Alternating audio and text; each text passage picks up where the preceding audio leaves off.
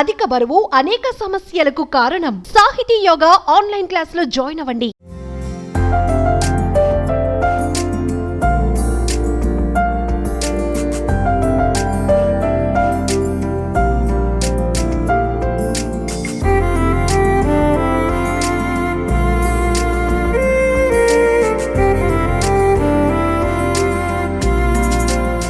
అందరికీ నమస్కారం. నేను Swarupa Putlapalli. Welcome to Suman TV. పేదల పాలిటి పెన్నిది నిమ్స్ హాస్పిటల్. ఇక్కడికి రోజు వేలాది మంది పేషెంట్స్ వస్తూ ఉంటారు. అయితే ఇంత పెద్ద హాస్పిటల్లో ఇంత మంది పేషెంట్స్కి సరైన వైద్య సహాయం అలాగే సమాచారం అందించడం అనేది తలనొప్పిగా మారింది. ఇప్పుడంతా కూడా ఏఐ యుగం నడుస్తోంది. రోబోల కాలం ఇది. దీంతో నిమ్స్ హాస్పిటల్లో ఏఐ జనరేటెడ్ రోబోని ఏర్పాటు చేయడం అనేది జరిగింది. పదండి లోపలికి వెళ్దాం. ఈ రోబో పేషెంట్స్ కి ఎలా హెల్ప్ చేస్తుందో చూద్దాం. దశాబ్దాలుగా లక్షలాది మందికి ప్రాణం పోసింది నిమ్స్ హాస్పిటల్. ఇప్పుడు మనమున్నది స్పెషాలిటీ బ్లాక్ లో. ఇక్కడే రోబోని ఏర్పాటు చేశారు. సాధారణంగా పేషెంట్స్ ఎవరైనా సరే ఇదిగోండి ఇక్కడికి వచ్చేసి రిజిస్ట్రేషన్, బిల్లింగ్, ఎంక్వైరీ లాంటివి చేసుకుంటూ ఉంటారు. ఇక్కడ ఎంతమంది క్యూ ఉందో చూసారు కదా. అయితే చాలా ఇంత పెద్ద హాస్పిటల్లో అసలు ఏ డాక్టర్ ఎక్కడ ఉంటారు, రిపోర్ట్స్ ఎక్కడి నుంచి తీసుకోవాలి, అలాగే ఏ వైద్య సేవలు ఎలా అందుతాయి అని చెప్పేసి ఇంతమందికి ఇక్కడున్న స్టాఫ్ చెప్పడం అనేది కష్టం. కాబట్టే ఇదిగోండి ఈ పక్కనే రిసెప్షన్ కి పక్కనే ఉంటుంది రోబోని ఇక్కడ ఏర్పాటు చేశారు. చూసారు కదా ఈ రోబో ఎంత చక్కగా ఒక అందమైన అమ్మాయిలా ఎలా కనిపిస్తుందో. ఇక్కడ మొత్తం 3 లాంగ్వేజెస్ లో ఇది మనకి సమాచారం అనేది అందించడం జరుగుతుంది. ఇంగ్లీష్, తెలుగు, హిందీ. ఇక్కడ రోబో స్పీక్స్ 3 లాంగ్వేజెస్. ఈ రోబో 3 భాషల్లో మాట్లాడుతుంది అని చెప్పి బోర్డు కూడా రాసి పెట్టారు. చక్కగా ఒక డాక్టర్ లాగా యాప్రాన్ వేసుకుని చుడీదార్లో ఎంత చక్కగా ఉందో చూడండి. ఇక్కడ కెమెరా ఏర్పాటు చేశారనమాట. మనం దీని ఎదురుగా నిలబడి మనకు కావాల్సిన క్వశ్చన్స్ని, ఇన్ఫర్మేషన్ని అడిగితే రోబో వెంటనే స్పందిస్తుంది. జైట్ సిస్టమ్స్ వాళ్ళు దీన్ని ఏర్పాటు చేశారు. AI robo for medical services అని కూడా రాసి ఉంది. ఒక్కసారి నేను ట్రయల్ చూస్తాను ఎలా పనిచేస్తుందో ఏంటో. ఇక్కడ ఒక స్టాండింగ్ పొజిషన్ ఉంది. ఎవరైనా సరే ఇక్కడికి వచ్చేసి ఎగ్జాక్ట్లీ ఇదే ప్లేస్లో నిలబడి మనకి ఏ ఇన్ఫర్మేషన్ కావాలి అనేది అడగాల్సి ఉంటుంది. నేను ట్రై చేస్తాను. నమస్తే, నేను ప్రియా, మీ హాస్పిటల్ రిసెప్షన్ సహాయకురాలు. మీకు అవసరమైన సమాచారాన్ని అందించడంలో నేను సహాయం చేస్తాను. ప్రియా, నేను గైనకాలజిస్ట్ ని కలవాలి అనుకుంటున్నాను. ఎక్కడికి వెళ్ళాలి? దయచేసి ఒక క్షణం వేచి ఉండండి. నేను మీకోసం సమాచారం చూస్తున్నాను. ఈరోజు డాక్టర్ రామకుమారి గారు అవైలబుల్ గా ఉన్నారు. మీరు ఆవిడను మీ గైనకాలజికల్ సమస్యల కోసం కలవవచ్చు. మీకు ఇంకా ఏమైనా సహాయం కావాలంటే సంకోచించకుండా అడగండి. దయచేసి నా వైపు చూసి కొంచెం గట్టిగా మరియు స్పష్టంగా మాట్లాడండి. Thank you Priya. ప్రయత్నిద్దాం. డాక్టర్ రామకుమారి గారు గైనకాలజీ డిపార్ట్మెంట్ లో అవైలబుల్ గా ఉన్నారు. మీరు వెళ్ళి ఆ డాక్టర్ గారిని కలవచ్చు అని నేను సూటిగా ప్రశ్న వేయడంతో కరెక్ట్ ఇన్ఫర్మేషన్ అనేది ఇవ్వడం జరిగింది. ఇదిగోండి ఇక్కడ ఒక కెమెరాని ఏర్పాటు చేశారు. మనం ఈ కెమెరాని చూస్తూ మాట్లాడినప్పుడు స్టాండింగ్ పొజిషన్ లో నిలబడి వెంటనే ఇన్ఫర్మేషన్ వస్తోంది. అయితే నేను గమనించినంత వరకు ఇక్కడికి వచ్చేది కూడా చాలా మంది ఇల్లిటరేట్స్ అలాగే పూర్ పీపుల్ ఉంటారు. వాళ్ళకి ఈ రోబోని ఎలా ఉపయోగించుకోవాలి, ఎలా ప్రశ్నలు వేయాలి అనేది పెద్దగా తెలియట్లేదు. దాంతో కొంత కన్ఫ్యూజన్ అనేది వస్తున్నట్టుగా అయితే కనిపిస్తుంది. ఎందుకంటే ఎంతైనా ఇది రోబో, మనిషికి ఎప్పటికీ ఆల్టర్నేటివ్ కాదు. దీనికి ఏదైతే ఫీడ్ చేసి ఉంటుందో ఆ క్వశ్చన్స్ కి మాత్రమే ఇన్ఫర్మేషన్ ఇస్తూ ఉంటుంది. అంటే రోజు ఇక్కడికి వేలాది మంది పేషెంట్స్ వస్తారు. పేషెంట్స్ తరఫు బంధువులు కూడా వస్తూ ఉంటారు. వాళ్ళకి రకరకాల క్వశ్చన్స్ వస్తూ ఉంటాయి. ఆ క్వశ్చన్స్ అన్నిటినీ కూడా ఇందులో ఫీడ్ చేసి ఉండరు. కాబట్టే కొంతమందికి సరైన ఇన్ఫర్మేషన్ రావట్లేదని నాకు అనిపిస్తుంది. ఇక్కడ చాలా మంది పబ్లిక్ ఉన్నారు. కొంతమందితో మనం ట్రై చేద్దాం, డెమో చేద్దాం. ఎవరికి ఏ ఇన్ఫర్మేషన్ కావాలి, ఈ రోబో ప్రియా వాళ్ళకి ఎలాంటి సర్వీస్ అందిస్తుంది అనేది నేను ఇప్పుడు డైరెక్ట్ గా మీకే చూపిస్తాను. ప్రియా గారు, మా బాబుకి కిడ్నీ సంబంధిత జబ్బు ఉంది. ఏ డాక్టర్ని కలవాలి? దయచేసి ఒక క్షణం వేచి ఉండండి. నేను మీకోసం సమాచారం చూస్తున్నాను. క్షమించండి, మీరు ఏం అడుగుతున్నారో నాకు అర్థం కాలేదు. మీరు దేని గురించి అడుగుతున్నారో ఇంకాస్త వివరంగా చెప్పగలరా, లేదా మీకు ఏం కావాలో చెప్పగలరా? హాస్పిటల్ కి సంబంధించిన విషయాల్లో మీకు సహాయం చేయడానికి నేను ఇక్కడ ఉన్నాను. కిడ్నీ సంబంధిత జబ్బును ఎక్కడ చూయించుకోవాలి? దయచేసి ఒక క్షణం వేచి ఉండండి. నేను మీకోసం సమాచారం చూస్తున్నాను. కిడ్నీ ప్రాబ్లమ్స్ కి మీరు మిలీనియం బ్లాక్ లో 3rd ఫ్లోర్ లో ఉన్న నెఫ్రాలజీ డిపార్ట్మెంట్ కి వెళ్ళవచ్చు. మీకు ఇంకా ఏమైనా సహాయం కావాలంటే చెప్పండి. చూసారు కదా, ఇక్కడికి వచ్చి ఒక పేషెంట్ కిడ్నీ సంబంధిత సమాచారం కావాలి, ఏ డాక్టర్ని కలవాలి, ఎక్కడికి వెళ్ళాలి అని అడగగానే మీరు మిలీనియం బ్లాక్ లో ఒక డాక్టర్ గారు ఉన్నారు, అక్కడికి వెళ్ళి నెఫ్రాలజీ డిపార్ట్మెంట్ వాళ్ళని కలవచ్చు అని చెప్పారు. ఎలా అనిపించిందంటే రోబోతో మాట్లాడుతుంటే? బాగుంది మేడం. తెలియని వాళ్ళకు ఇక్కడ వచ్చి అడిగితే ఈ రోబో సమాధానం చెప్తుంది. చెప్తే అక్కడ డైరెక్ట్ వెళ్ళిపోవచ్చు. కొంతమందిని అడిగితే తెలిసిన కూడా సమాధానం చెప్పరు. ఇది బాగుంది, ఈ సిస్టమ్ అయితే బాగుంది, నచ్చింది. నిజమే కదా, ఇంత పెద్ద నిమ్స్ హాస్పిటల్లో ఎక్కడికి వెళ్ళి ఎవరిని అడగాలో కూడా మనకి తెలియదు. ఇక్కడ రిసెప్షన్ ఉన్నా కానీ వాళ్ళకి పెద్ద క్యూ కనిపిస్తుంది, చాలా మంది జనాలు ఉన్నారు. అయితే ఇంకొంతమంది పబ్లిక్ ని మనం టేస్ట్ చేద్దాము, ఇది ఏం చెప్తుందో చూద్దాం. ఆర్థోపెడిక్ హాస్పిటల్ వెళ్ళాలంటే ఎక్కడ వెళ్ళాలండి? దయచేసి ఒక క్షణం వేచి ఉండండి, నేను మీకోసం సమాచారం చూస్తున్నాను. Orthopedic OP. దయచేసి ఒక క్షణం వేచి ఉండండి, నేను మీకోసం సమాచారం చూస్తున్నాను. ఆర్థోపెడిక్ ఓపీ గ్రౌండ్ ఫ్లోర్ లో రూమ్ నంబర్ 30లో ఓల్డ్ బ్లాక్ లో ఉంది. మీకు ఇంకా ఏమైనా సహాయం కావాలంటే చెప్పండి. నిమ్స్ హాస్పిటల్లో ఈ రోబోని ఏర్పాటు చేసిన జైట్ సిస్టమ్స్ ఆపరేషన్స్ డైరెక్టర్ శ్రీనివాస్ గారు ఇక్కడ ఉన్నారు. శ్రీనివాస్ గారు నమస్తే అండి. ఇందాక ఈ పేషెంట్ ఒక ఆర్థోపెడిక్ ఇన్ఫర్మేషన్ గురించి అడిగినప్పుడు సరిగ్గా ఇన్ఫర్మేషన్ ఇవ్వలేకపోయింది, అదే మీరు అడిగితే ఇచ్చింది. ఎందుకు అలా జరిగింది? అంటే దీనికి 3 కారణాలు ఉంటాయండి. ఒకటి, అది మాట్లాడి అయిపోయే వరకు మనం ఆగాలి, మధ్యలో అడగకూడదు. అడిగితే ఏంటంటే ఎమ్మటే అది ట్రాన్స్ఫర్ అవడానికి సెకండ్స్, మిల్లీ సెకండ్స్ పడుతుంది.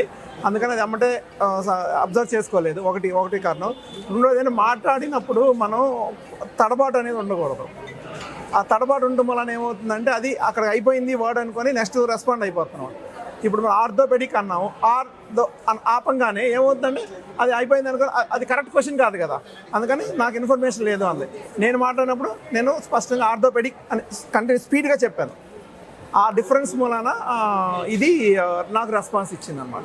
ఇంకొంతమంది పేషెంట్స్ రెడీగా ఉన్నారు శ్రీనివాస్ గారు, వాళ్ళతో కూడా ట్రై చేద్దాం. వాళ్ళకి ఎలాంటి ఇబ్బందులు ఉన్నాయి, ఎలాంటి ఇన్ఫర్మేషన్ ఈ రోబో ఇవ్వబోతుంది అనేది చూద్దాం. నమస్తే, నేను ప్రియా, మీ హాస్పిటల్ రిసెప్షన్ సహాయకురాలు. మీకు అవసరమైన సమాచారాన్ని అందించడంలో నేను సహాయం చేస్తాను. న్యూరో సర్జరీ ఓపీ కోసం చెప్పండి. దయచేసి ఒక క్షణం వేచి ఉండండి, నేను మీకోసం సమాచారం చూస్తున్నాను. మీరు సర్జికల్ ఆంకాలజీ ఓపీ కోసం చూస్తున్నారా లేక వేరే డిపార్ట్మెంట్ కోసం చూస్తున్నారా చెప్పగలరా? న్యూరో సర్జరీ మీకు డిపార్ట్మెంట్. బాగా సహాయం చేయడానికి నాకు చెప్పండి. క్షమించండి, నాకు అర్థం కాలేదు. న్యూరో సర్జరీ దయచేసి డిపార్ట్మెంట్. నా వైపు చూసి కొంచెం గట్టిగా మరియు స్పష్టంగా మాట్లాడండి. మళ్ళీ ప్రయత్నిద్దాం. న్యూరో సర్జరీ డిపార్ట్మెంట్ ఓపీ కోసం చెప్పండి.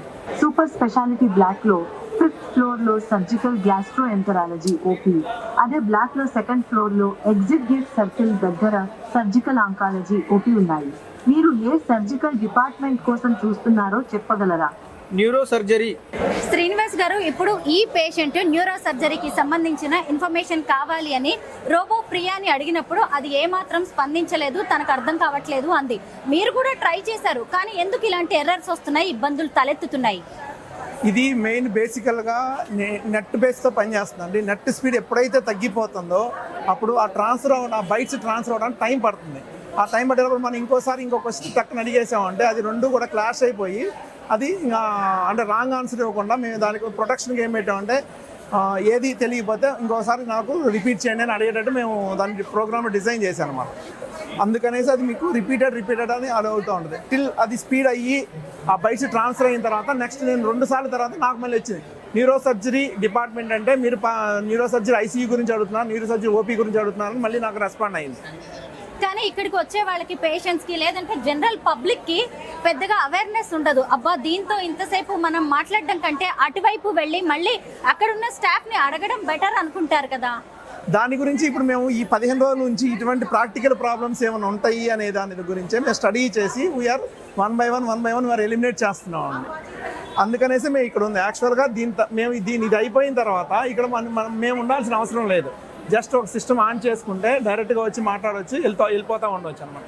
ఈ 15 days 20 days మేము ఈ ప్రాక్టికల్ ప్రాబ్లమ్స్ వాటి ఉన్న రికార్డ్ చేసుకొని దాని మీద కరెక్షన్ చేస్తున్నాం అన్నమాట. శ్రీనివాస్ గారు, అసలు ఈ రోబో ఎలా పనిచేస్తుందో ఎక్స్ప్లెయిన్ చేస్తారా?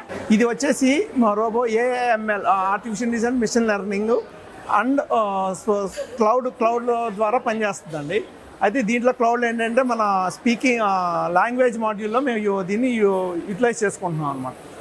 ఇది దీని టెక్నాలజీ.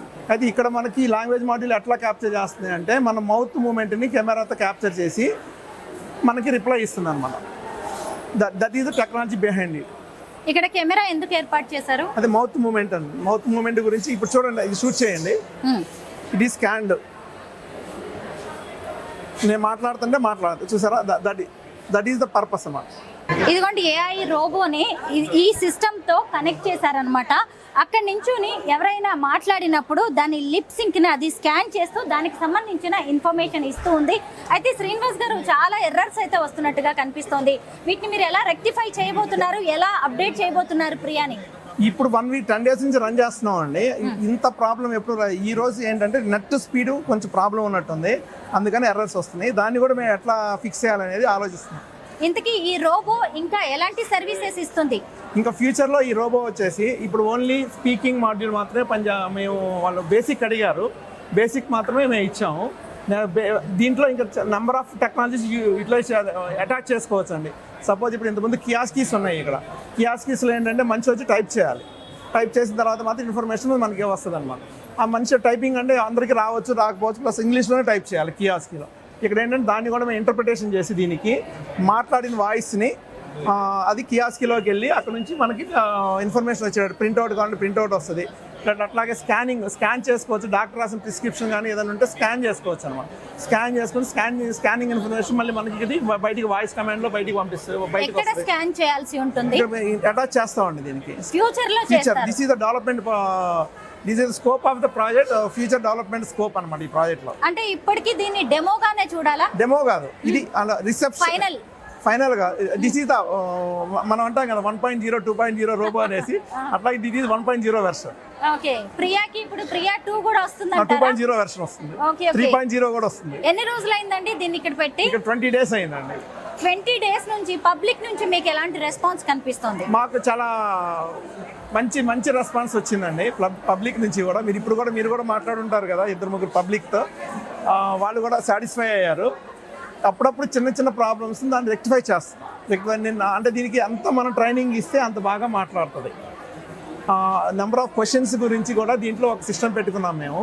అంటే అన్ఎక్స్పెక్టెడ్ క్వశ్చన్స్ ఎవరో వచ్చి అడుగుతూ ఉంటారు, ఆ క్వశ్చన్స్ మనం ఆ రోజు వింటాము వినగలేకపోతాం. శ్రీనివాస్ గారు, నేను చాలా సేపటి నుంచి ఇది గమనిస్తూ ఉన్నాను. ఇక్కడిక్కడే పబ్లిక్ అంతా తిరుగుతున్నారు, కానీ ఇక్కడ ఏదో షో పీస్ ఉందన్నట్టుగా దీన్ని చూస్తున్నారే తప్ప దీన్ని ఎలా ఉపయోగించుకోవాలని చెప్పడానికి ఇక్కడ ఎవరూ కనిపించలేదు. పైగా ఎక్కువ మంది అటువైపు మ్యాన్ పవర్ వైపే ఎక్కువగా వెళ్తూ ఉన్నారు, ఆ స్టాఫ్ ని అడుగుతున్నారు. మరి ఇలాంటి ప్రాబ్లమ్స్ ని మీరు రెక్టిఫై ఎలా చేయాలనుకుంటున్నారు? ఇది అంటే ఇప్పుడు ఇక్కడ చాలా మంది మార్నింగ్ నుంచి ఇప్పుడు వచ్చేసరికి క్రౌడ్ తగ్గుతుందండి. మధ్యాహ్నం వచ్చేసరికి మార్నింగ్ నుంచి చాలా మందికి ఆన్సర్ చేసింది. ఇప్పుడు నుంచి వచ్చేవాళ్ళు ఏంటంటే ఎంక్వైరీస్ అయిపోయింది. ఇప్పుడు ఏంటంటే బిల్లు డబ్బులు ఎక్కడ కట్టాలి, అయితే మేము దీనికి ఆరోగ్యశ్రీకి సంబంధించి డాక్యుమెంట్స్ తెచ్చాము, దాన్ని అక్కడ ఫైల్ చేసి అందుకనేసి ఇప్పుడు అక్కడికి వెళ్తాం. మార్నింగ్ వచ్చే క్రౌడ్ అంటే అట్లా ఉండదని మేము హాస్పిటల్కి వచ్చాము. ఏ బ్లాక్కి వెళ్ళాలి, ఏ డాక్టర్ని కలవాలి, ఏ టైమింగ్లో ఉంటారు, ఏ అపాయింట్మెంట్ ఏంటి, అవన్నీ అయితే టక్కడక్క చెప్పేస్తాం. ఇక్కడికి ఇప్పుడు వచ్చేసరికి ఈ క్వశ్చన్స్ ఎట్లా ఉంటాయంటే బిల్లు కట్టేసామండి మేము. మా ల్యాబ్ రిపోర్ట్స్ అయితే ఇక్కడ చెప్పింది, మీరు కౌంటర్ దగ్గరికి 8 దగ్గరికి వెళ్ళమని అని చెప్పింది అనమాట. మళ్ళీ అతను వచ్చి సార్ ఇక్కడ ల్యాబ్ రిపోర్ట్స్ ఇక్కడ ఇవ్వంటా అని చెప్తున్నారు. దానికి ప్రియా ఏం చేయలేదు.